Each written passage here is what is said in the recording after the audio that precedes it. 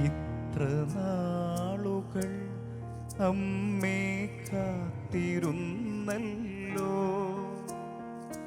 മാനസാന്തരത്തിനായി പ്രാർത്ഥിച്ചല്ലോ, എൻ്റെ പേരു ചൊല്ലി എനിക്കായി നീ പ്രാർത്ഥിച്ചല്ലോ. ഇത്ര നാളുകൾ അമ്മേ കാത്തിരുന്നല്ലോ,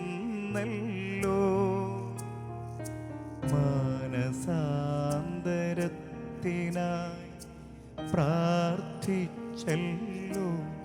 എൻ്റെ പേരു ചൊല്ലി എനിക്കായി നീ പ്രാർത്ഥിച്ചല്ലോ. ആവേ മരിയ,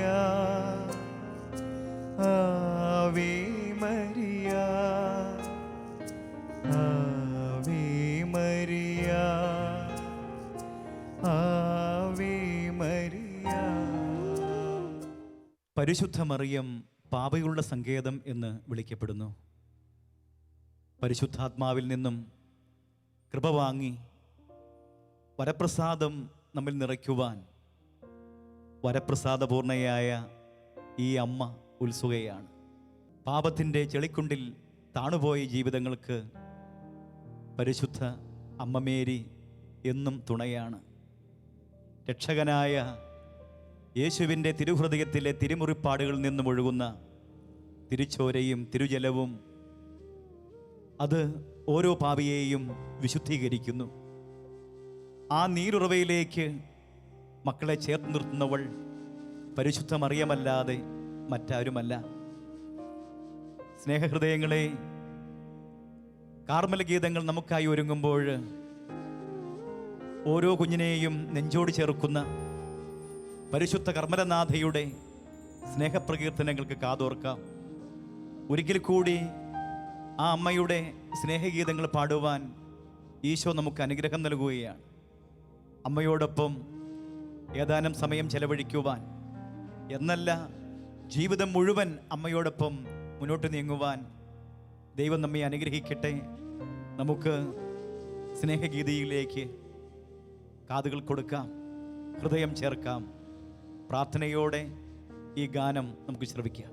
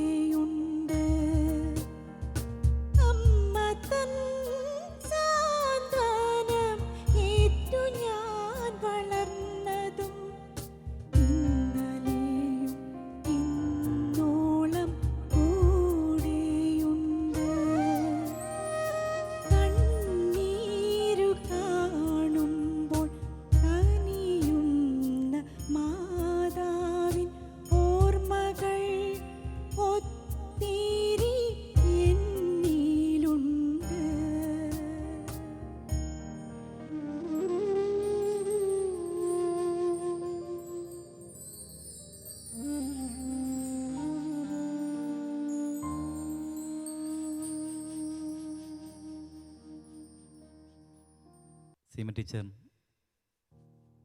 ടീച്ചർ ആലപിച്ച ഈ മനോഹരമായ ഗാനം, പ്രത്യേകിച്ച് രാജേഷ്, ബിനീഷ്, അതുപോലെ തന്നെ ജോബിൻ, ഞങ്ങളെല്ലാവരുടെ ഒപ്പം ഈ പ്രേക്ഷകരും പരിശുദ്ധ അമ്മയുടെ സ്നേഹത്തിൽ നിറഞ്ഞ് ആസ്വദിച്ചു എന്ന് ഞാൻ മനസ്സിലാക്കുകയാണ്.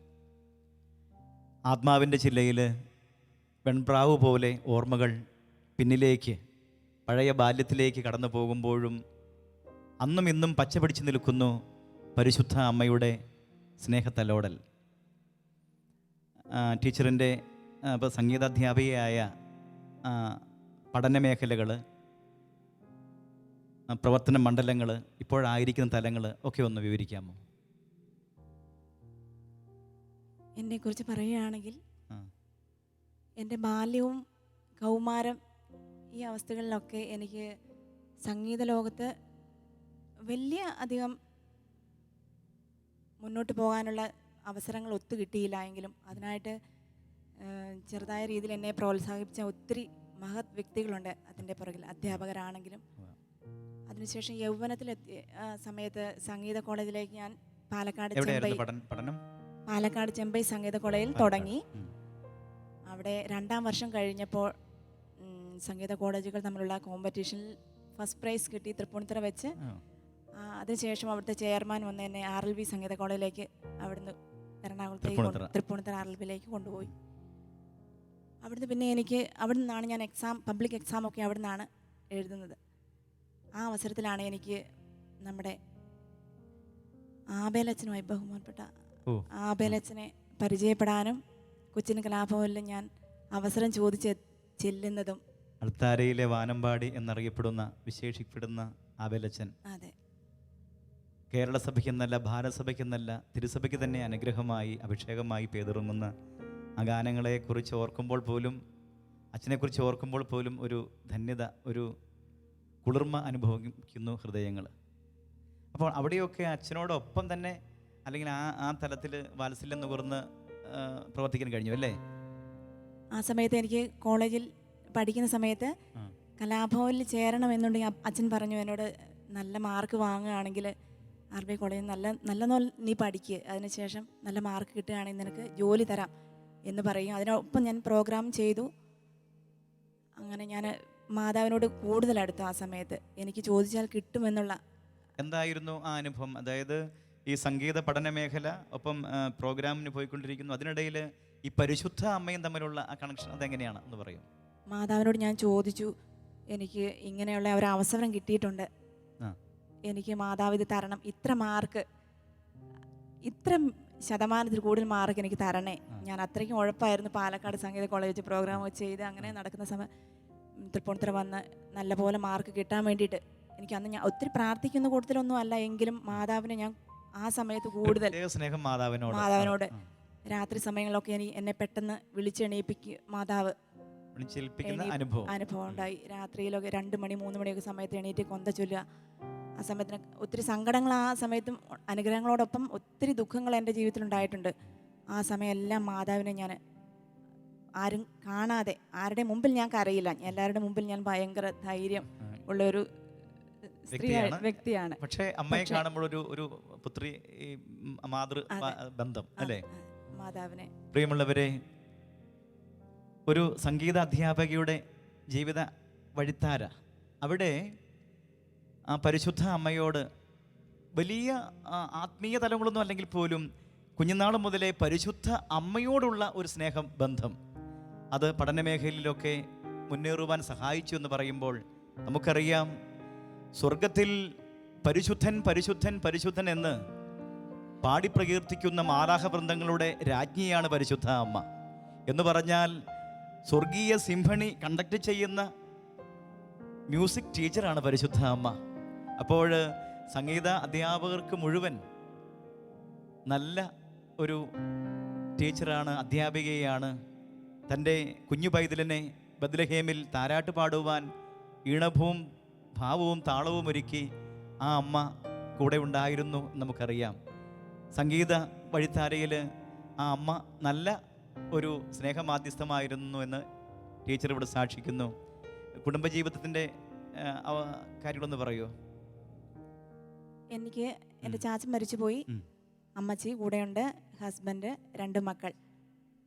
മൂത്ത മോള് 3rd സ്റ്റാൻഡേർഡിൽ, ഇളയാൾ UKG, ഒരാണും ഒരു പെണ്ണും.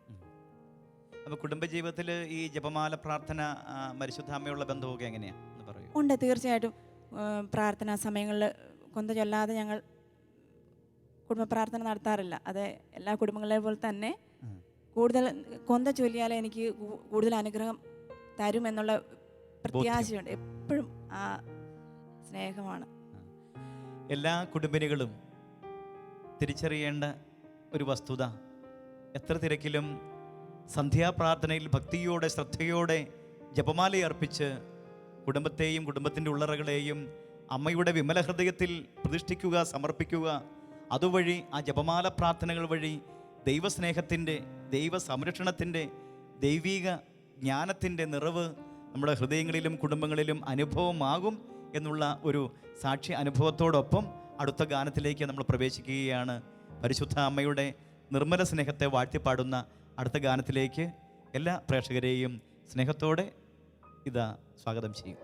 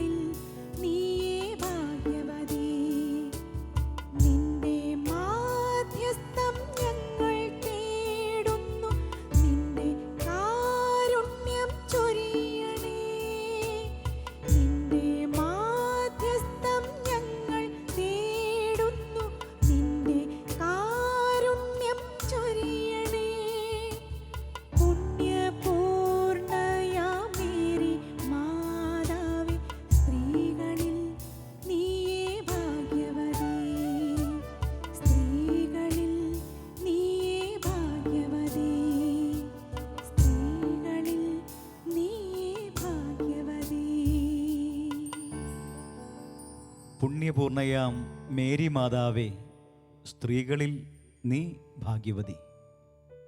നമ്മൾ ശ്രവിച്ചു ഈ ഈരടി. വിശുദ്ധ മദർ തെരേസ പറയുന്നു, പരിശുദ്ധ മറിയത്തെ ഭാഗ്യവതി എന്ന് പ്രകീർത്തിക്കുമ്പോൾ സകല തലമുറകളും എന്നെ ഭാഗ്യവതി എന്ന് പ്രകീർത്തിക്കുമെന്ന് അമ്മ വിവക്ഷിക്കുമ്പോൾ, പ്രിയമുള്ളവരെ, മദർ തെരേസ നമ്മളോട് പറയുകയാണ്, സഹനത്തിൽ നിന്നൊഴിഞ്ഞ് അല്ലെങ്കിൽ പ്രതികൂലമായ അവസ്ഥയിൽ നിന്നൊഴിഞ്ഞ് ഉള്ള ഒരു ജീവിതമല്ല ഭാഗ്യം, മറിച്ച് ദൈവം കൂടെയുള്ളതാണ് ഭാഗ്യം. അതെ, മറിയത്തോടു കൂടെ കർത്താവുണ്ടായിരുന്നു. അതുകൊണ്ടാണ് എലിസബത്ത് ഇങ്ങനെ ഉദ്ഘോഷിച്ചത്, ദൈവകൃപ നിറഞ്ഞവളെ സ്വസ്തി, കർത്താവ് നിന്നോടുകൂടെ. അതെ, കർത്താവ് കൂടെയുള്ളവളാണ് പരിശുദ്ധ മേരി അമ്മ. അങ്ങനെയെങ്കിൽ കർത്താവിൽ, പരിശുദ്ധാത്മാവിൽ നിറഞ്ഞ ആ അമ്മ അരികിലെത്തുന്നതാണ് സൗഭാഗ്യം. അതുകൊണ്ട് ലൂക്കായുടെ സുവിശേഷം 1:43-44 വാക്യങ്ങൾ നമ്മൾ വായിക്കുന്നുണ്ട്. എൻ്റെ കർത്താവിൻ്റെ അമ്മ എൻ്റെ അരികിൽ വരാനുള്ള ഈ ഭാഗ്യം എനിക്കെവിടെ നിന്ന്? അതേ പ്രിയമുള്ളവരെ, പരിശുദ്ധ അമ്മ അരികിലുള്ളത് സൗഭാഗ്യമാണ്. തീർച്ചയായും വിശുദ്ധ മദർ തെരേസയുടെ വാക്കുകൾ നമുക്ക് ഓർക്കാം. പരിശുദ്ധ അമ്മയോട് നീ ചേർന്ന് നിൽക്കുക, നീ സൗഭാഗ്യവതിയാകും, സൗഭാഗ്യവാനാകും. അങ്ങനെയെങ്കിൽ മദർ തെരേസയുടെ ജീവിതത്തിലും നമുക്കറിയാം, ചുള്ളിച്ച് ശുഷ്കിച്ച ആ കൈത്തണ്ടയിൽ ചേർന്ന് കിടന്നു ജപമാല. ജപമാല പ്രാർത്ഥനയുടെ ധന്യതയും അർത്ഥവും ആഴവും തിരിച്ചറിഞ്ഞ മദർ തെരേസ ആ വിശുദ്ധ നമ്മോടും പറയുന്നു, മറിയത്തോട് ചേർന്ന് നിൽക്കുക. ഞാൻ സ്വർഗഭാഗ്യത്തിന് അർഹയായല്ലോ, നിങ്ങളെയും ആ അമ്മ സ്വർഗ സൗഭാഗ്യത്തിന് അർഹരാക്കും. നമുക്ക് പരിശുദ്ധ അമ്മയോട് ചേർന്ന് നിൽക്കാം. ഇത്തരുണത്തിൽ വിശുദ്ധ മദർ തെരേസയെ നമുക്ക് ഓർക്കാം. ഈ രണ്ടമ്മമാരും നമുക്ക് നല്ല നിറഞ്ഞ മാതൃകയാണ്.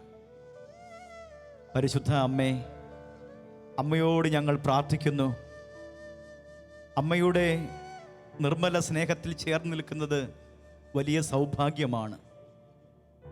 ഈ ലോകത്തിൻ്റെതായ കാര്യങ്ങളിൽ ഞങ്ങൾ രക്ഷ, ഭാഗ്യം എന്നൊക്കെ കാണുമ്പോൾ ഞങ്ങൾ തിരിച്ചറിയുന്നു, ലോകത്തിൻ്റെ നേട്ടങ്ങളല്ല ഭാഗ്യം, ലോകത്തിൻ്റെ നേട്ടങ്ങളല്ല രക്ഷ. ക്രിസ്തുവാണ് യഥാർത്ഥ രക്ഷ. പരിശുദ്ധ അമ്മ ഞങ്ങളുടെ അരികിൽ വരാനുള്ള ഭാഗ്യം ഞങ്ങൾക്ക് എവിടെ നിന്ന്? വിശുദ്ധ എലിസബത്തിനോട് ചേർന്ന് ഞങ്ങളും പറയട്ടെ, അമ്മേ, അമ്മ ഞങ്ങളുടെ അരികിൽ വരിക, അമ്മയോട് ഞങ്ങൾ ചേർന്ന് നിൽക്കട്ടെ. അങ്ങനെ ഞങ്ങളുടെ ജീവിതം സൗഭാഗ്യപൂർണമായി മാറട്ടെ. അമ്മയെ സ്നേഹപ്രകീർത്തനം നൽകി സ്നേഹിച്ച് അമ്മയുടെ തിരുപുത്രനെ ഞങ്ങൾ ആരാധിക്കട്ടെ. ഈശോ അവിടുത്തെ നിർമ്മല സ്നേഹത്തിലേക്ക്, അവിടുത്തെ തിരുഹൃദയ സ്നേഹത്തിലേക്ക് പരിശുദ്ധ അമ്മയുടെ വിമല ഹൃദയം വഴി ഞങ്ങളെ ഇതാ സമർപ്പിക്കുന്നു. അവിടുത്തെ അനന്ത കാരുണ്യം ചൊരിഞ്ഞ് ഞങ്ങളെ വഴി നടത്തിയാലും. ആമേൻ.